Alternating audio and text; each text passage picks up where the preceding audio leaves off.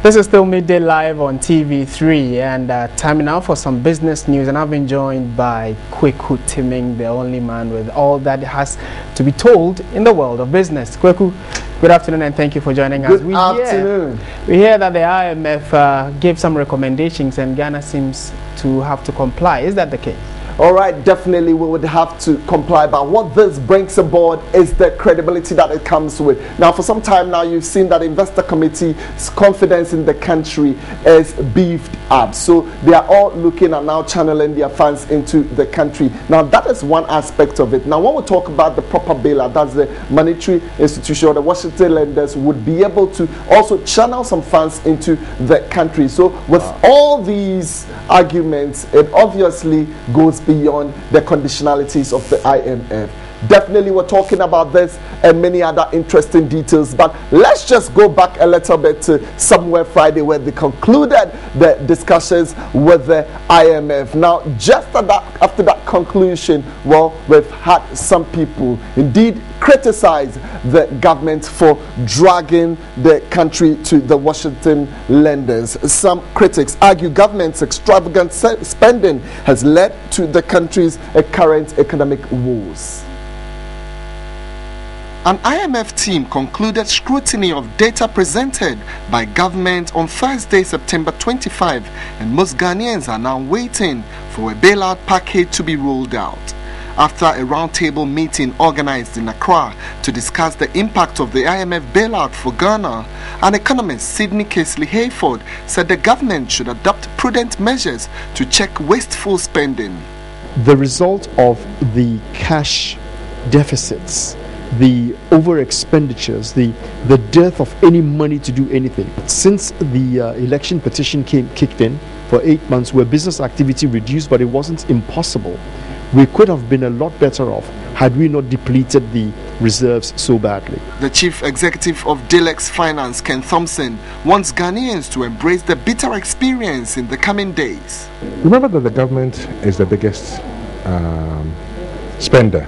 So if the government contracts in terms of spending, it affects other people. It's going to be painful. We're all going to readjust our lives. I mean, we've got to learn to, and if we're taking off subsidies, that means utility prices will go up. I mean, for example, I switch off my deep freezer in the morning, I switch on in the evening. We've got to find ways to live. It's going to be painful. But without that pain, there'll be no gain.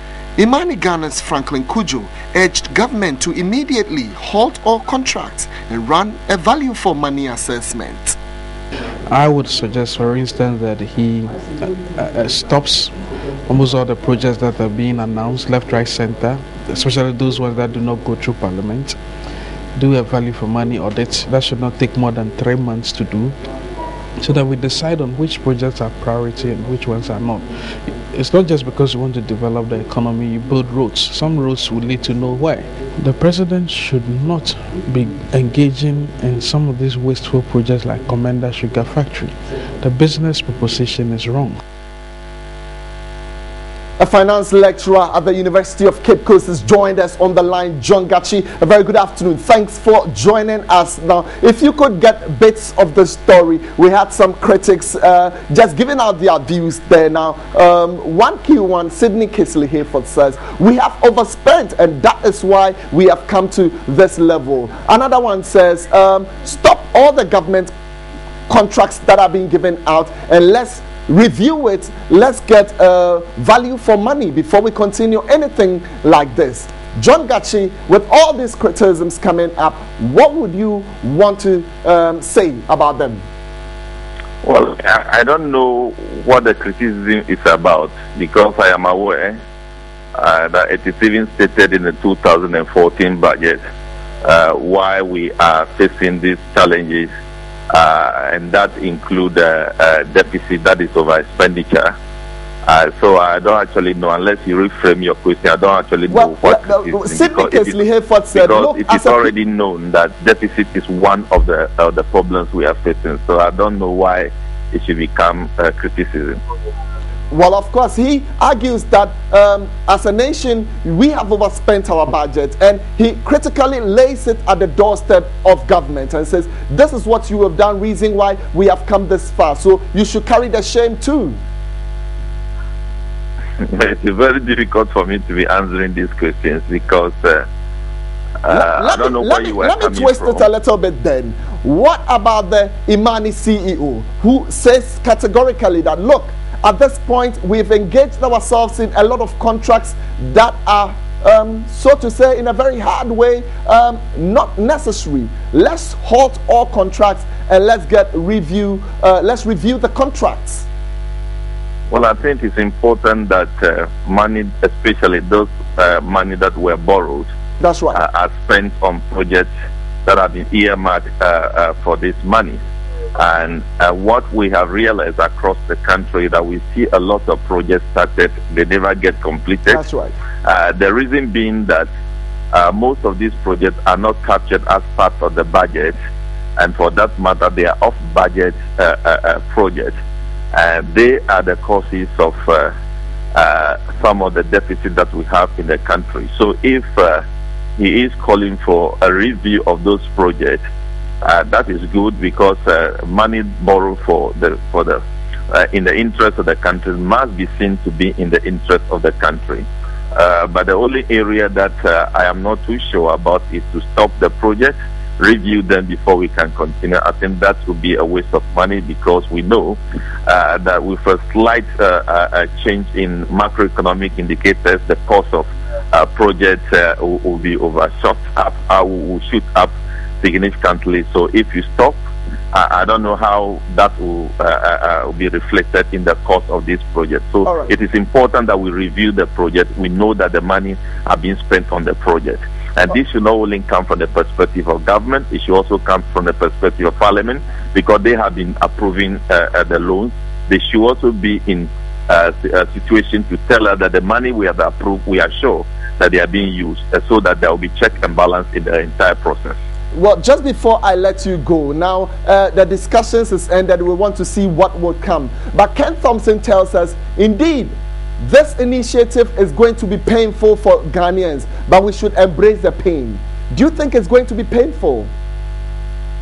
Well, until they have get to a conclusion and we know the real package that the country is getting, I think it will be very difficult to make that conclusion. But I do know that since some of the problems that we are facing is as a result of lack of discipline, if you have an institution like the IMF want to restore discipline in your financial management, definitely certain things will be done that will not make you feel very happy. For example, if your wage bill is over bloated as a result of people not working but they are being paid, it will be painful that so those people will be touched. So it is part of our indisciplined financial management that is being corrected, and for that matter, that pain will be good for the country.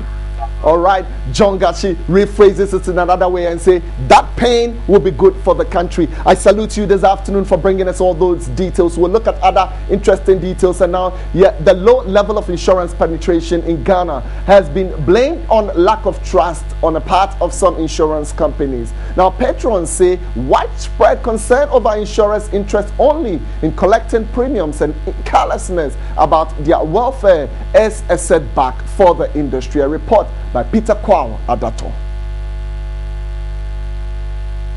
Insurance is a method for transferring or distributing risk, or a contract between the insurer and the insured against risk.